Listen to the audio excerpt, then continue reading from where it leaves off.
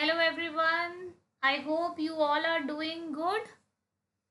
Today we will study biodiversity, levels of biodiversity.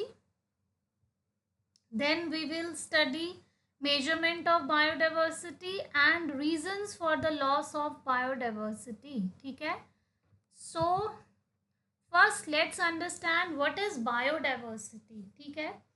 Biodiversity में दो words हैं, one is bio and the second one is diversity. ठीक है, जिसमें bio means we all know bio means life and diversity means variation या फिर different different जो forms present हैं. ठीक है, तो बायोडाइवर्सिटी को हम समटाइम्स बायोलॉजिकल डाइवर्सिटी भी बोलते हैं. दोनों चीज़ें जो है वो सेम है, बायोडाइवर्सिटी और biological diversities. ठीक है, it is derived from two words, bios and diversity. ठीक है, biodiversity refers to the totality of genes and ecosystem of a region. जितनी भी जीन्स प्रेजेंट है उसका सम टोटल प्लस इकोसिस्टम जितना भी प्रेजेंट है उस सारे को हम क्या बोल देते हैं, बायोडाइवर्सिटी. और हम ये भी बोल सकते हैं कि जितनी भी वेरिएशन या जितनी भी वेरिएबिलिटी प्रेजेंट है लिविंग ऑर्गेनिजम्स के बीच में और उसके जो नेचुरल हैबिटेट हैं किसी डिफाइंड एरिया में, उसको हम क्या बोल देंगे, biodiversity. And the term biodiversity was coined by Walter G. Rosen in the year 1985. The biodiversity concept was given by E.O. Wilson. ठीक है, E.O. Wilson is also known as the father of biodiversity. अब हमने दो चीज़ें यहाँ पे पढ़ी कि जो बायोडाइवर्सिटी टर्म है सिर्फ उसकी टर्मिनोलॉजी, नेम मीन्स बायोडाइवर्सिटी, जिसने उसको नाम दिया, it was given by Walter G Rosen. और जो बायोडाइवर्सिटी का पूरा कॉन्सेप्ट है कि बायोडाइवर्सिटी बोलते किसको हैं, it was given bye E.O. Wilson. That's why E.O. Wilson is known as the father of biodiversity. दोनों टर्म्स में कंफ्यूजन रहता है कि बायोडाइवर्सिटी को कॉइन किसने किया था और बायोडाइवर्सिटी का कॉन्सेप्ट किसने दिया था. ठीक है, तो अब आई होप आपको क्लियर हो गया होगा. उसके बाद आता है लेवल्स ऑफ बायोडाइवर्सिटी. ठीक है, लेवल्स या समटाइम्स टाइप्स ऑफ बायोडाइवर्सिटी. तो बायोडाइवर्सिटी जो है उसकी 3 टाइप्स होती हैं. ठीक है, फर्स्ट होती है हमारी जेनेटिक डाइवर्सिटी. जेनेटिक डाइवर्सिटी का मतलब है कि जितनी भी डाइवर्सिटी या फिर वेरिएशन हमारी जीन्स लेवल पे प्रेजेंट होती है स्पीशीज के अंदर, उसको हम बोल देते हैं genetic diversity. Genetic diversity refers to the variation of genes within the species. अब वो वेरिएशंस जो है वो न्यूक्लियोटाइड्स में भी प्रेजेंट होंगी, क्रोमोसोम्स में भी प्रेजेंट होंगी, या पूरा का पूरा जो हमारा जीनोम प्रेजेंट होता है उसके अंदर भी वो वेरिएशन जो है वो देखी जाएगी. ठीक है, उसके बाद सेकंड हमारा आता है इसमें स्पीशीज डाइवर्सिटी. स्पीशीज डाइवर्सिटी का मतलब है कि जितनी भी डाइवर्सिटी स्पीशीज की प्रेजेंट है एक अर्थ के ऊपर, वो सारी क्या है, स्पीशीज की डाइवर्सिटी. चाहे वो प्लांट्स हैं, चाहे वो एनिमल्स हैं, चाहे वो कोई कम्युनिटी है, कोई इकोसिस्टम है, वो सब किसके अंदर आएगा, स्पीशीज डाइवर्सिटी के अंदर. So the species diversity is the diversity of plants and animals that are present in a region, community और ecosystem. ठीक है, उसके बाद इसमें थर्ड आता है हमारा कम्युनिटी और इकोसिस्टम डाइवर्सिटी. कम्युनिटी और इकोसिस्टम डाइवर्सिटी क्या है, अब जितनी भी वेरिएशन हमारी प्रेजेंट होगी different different types of ecosystems में, ठीक है, उसको हम क्या बोल देंगे, इकोसिस्टम डाइवर्सिटी या फिर कम्युनिटी डाइवर्सिटी. डायग्राम में और क्लैरिटी के साथ थोड़ा सा अंडरस्टैंड करते हैं. ठीक है, तो फर्स्ट इसमें गिवन है सर्कल में जेनेटिक डाइवर्सिटी. ठीक है, तो जेनेटिक डाइवर्सिटी का मतलब है कि जो डाइवर्सिटी हमारी जीन्स लेवल पे, क्रोमोसोम लेवल पे प्रेजेंट है, उसको हमने क्या बोल दिया, जेनेटिक डाइवर्सिटी. उसके बाद सेकंड आती है हमारी स्पीशीज डाइवर्सिटी. तो जितनी भी अर्थ के ऊपर डिफरेंट डिफरेंट स्पीशीज हमारे पास प्रेजेंट है, फॉर एग्जांपल हमारे पास बर्ड्स हैं, बर्ड्स की स्पीशीज है ना, एनिमल्स की स्पीशीज है, इंसेक्ट्स की स्पीशीज है, तो ये सारी क्या है, हमारी स्पीशीज़ की डाइवर्सिटी है।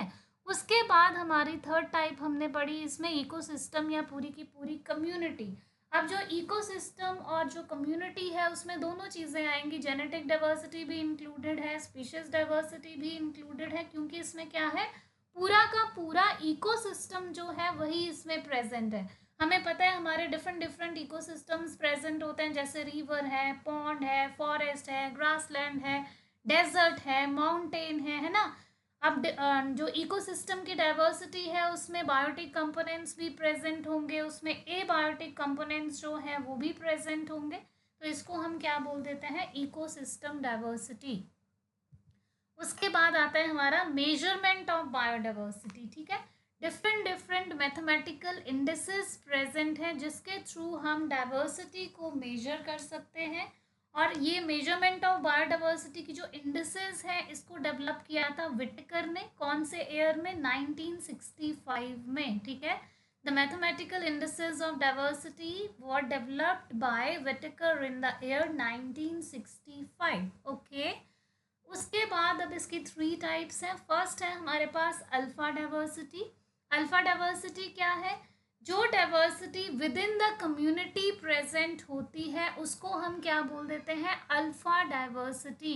और ये सबसे लो लेवल होता है हमारी डाइवर्सिटी का, क्योंकि अब हम एक कम्युनिटी के अंदर बात कर रहे हैं कि कितनी उसमें डाइवर्सिटी है, कितनी उसकी वेरिएशन है, तो वो कंपैरेटिवली लो लेवल होता है हमारा डाइवर्सिटी का। ठीक है, उसके बाद सेकंड हमारा इसमें आता है बीटा डाइवर्सिटी।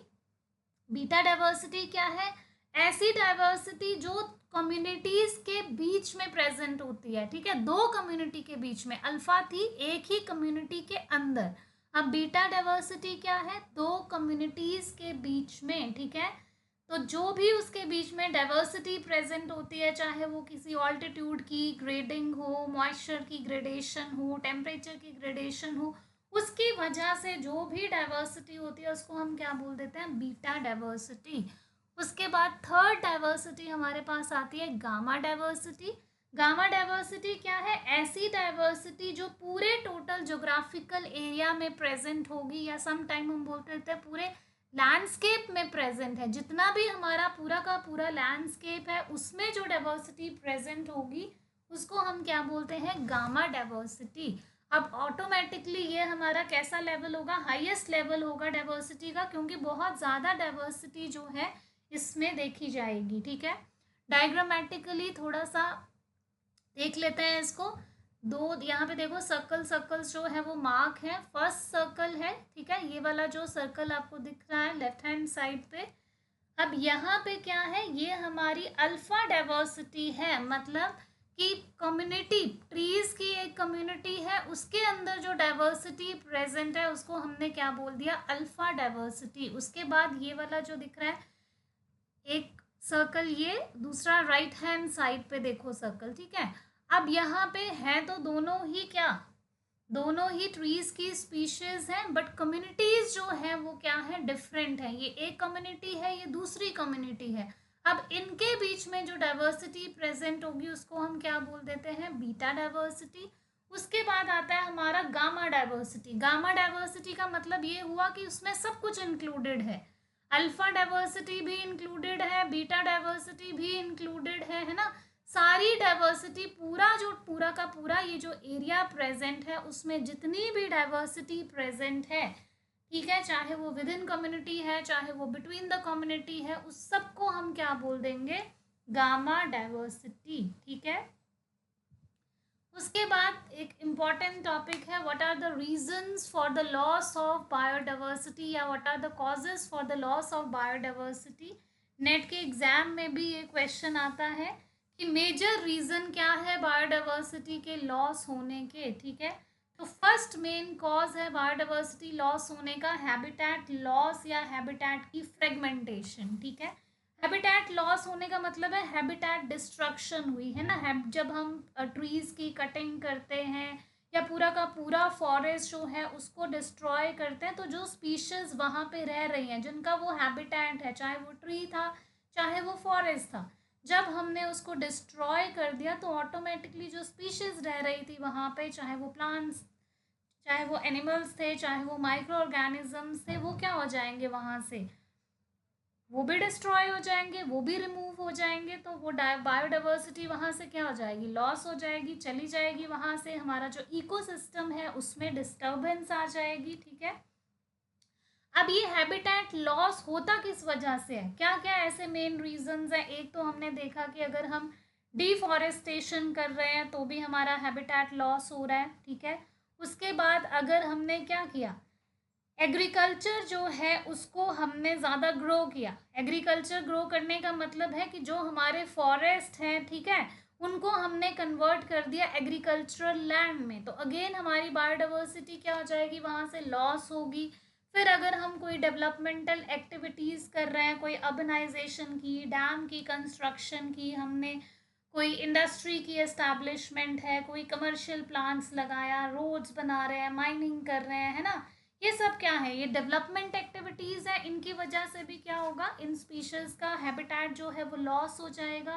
फिर उसके बाद एक रीज़न है मेन इसमें पोल्यूशन का। पोल्यूशन जो है वो भी, जो पॉल्यूटेंट्स रिलीज़ होते हैं म्यूनिसिपल लेवल पे, एग्रीकल्चरल लेवल पे, इंडस्ट्रियल पॉल्यूटेंट्स रिलीज़ हो रहे हैं, वो सब क्या करते हैं, ये जितने भी हैबिटेट्स हैं इनको क्या करते हैं, डिग्रेड करते हैं, ठीक है। सबको फ्रेश एयर चाहिए, फ्रेश वाटर चाहिए, फ्रेश सॉइल चाहिए। जहाँ पे पोल्यूशन होगा वहाँ पे फ्रेशनेस जो है वो नहीं रहेगी, तो हैबिटेट जो है वो ऑटोमेटिकली क्या करना स्टार्ट कर देगा, डिग्रेड करना स्टार्ट कर देगा, ठीक है।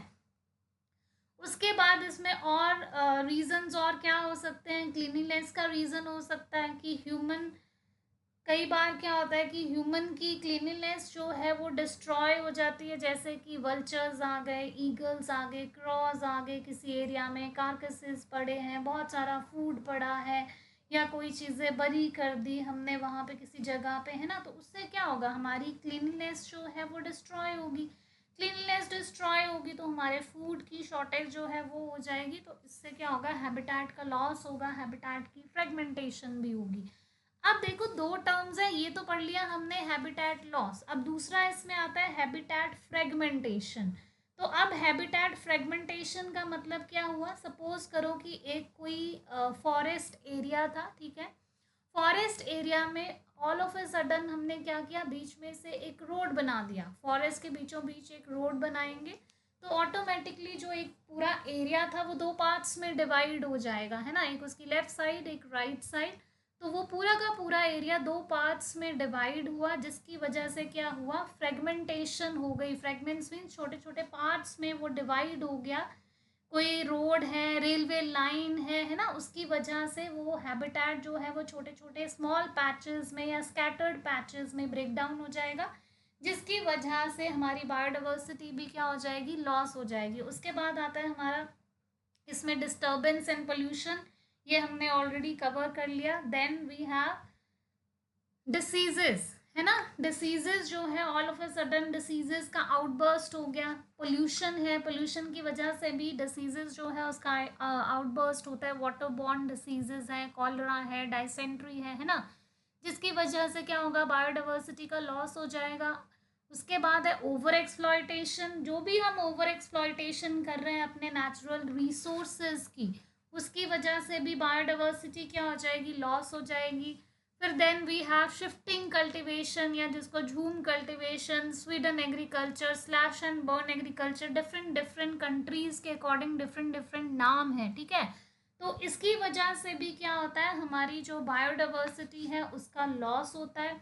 देन उसके बाद इंट्रोडक्शन ऑफ एग्जॉटिक स्पीशीज, जो भी एग्जॉटिक स्पीशीज मतलब जिनको हम बोलते हैं फॉरेन गेस्ट, जो स्पीशीज उस पर्टिकुलर एरिया में रहती नहीं थी, ठीक है, और डेलिबरेटली हमने वहाँ पे इंट्रोड्यूस कर दी उस इकोसिस्टम में, उनको हम क्या बोलते हैं, एग्जॉटिक स्पीशीज।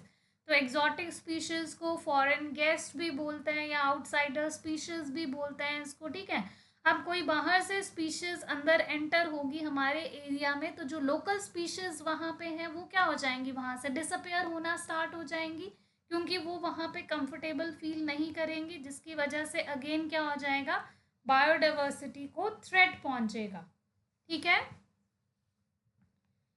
तो these all are the main reasons. अच्छा, एक और रीज़न इसमें होता है हंटिंग एंड पॉचिंग का, ठीक है, जो हम इलीगल हंटिंग करते हैं या एंडेंजर्ड या रेयर स्पीशीज ऑफ एनिमल्स हैं, प्लांट्स हैं, उसके पार्ट्स की जो ट्रेडिंग करते हैं, ठीक है, तो उसकी वजह से भी वाइल्ड लाइफ जो है या बायोडाइवर्सिटी जो है वो क्या होती है, लॉस होती है। क्यों हम एनिमल्स को हंट करते हैं? फूड के लिए, उनकी स्किन के लिए, टस्क के लिए, फैट्स के लिए, परफ्यूम्स बनाने के लिए, सम टाइम डेकोरेशन पर्पसेस के लिए भी यूज़ करते हैं उसको, ठीक है। तो उससे होता क्या है, जो हमारी बायोडाइवर्सिटी है उस पर बहुत इम्पैक्ट पड़ता है। जो स्पीशीज़ अब ऑलरेडी एंडेंजर्ड थी या रेयर स्पीशीज़ थी, अगर आप उसी की हंटिंग कर लोगे सॉरी, तो वो स्पीशीज वहां से क्या हो जाएगी, एक्सटिंक्ट हो जाएगी, ठीक है। आई होप आपको सब समझ आया होगा। अगर कहीं पे भी कोई डाउट है तो do let me know in the comment section. Okay, okay then bye, have a good day.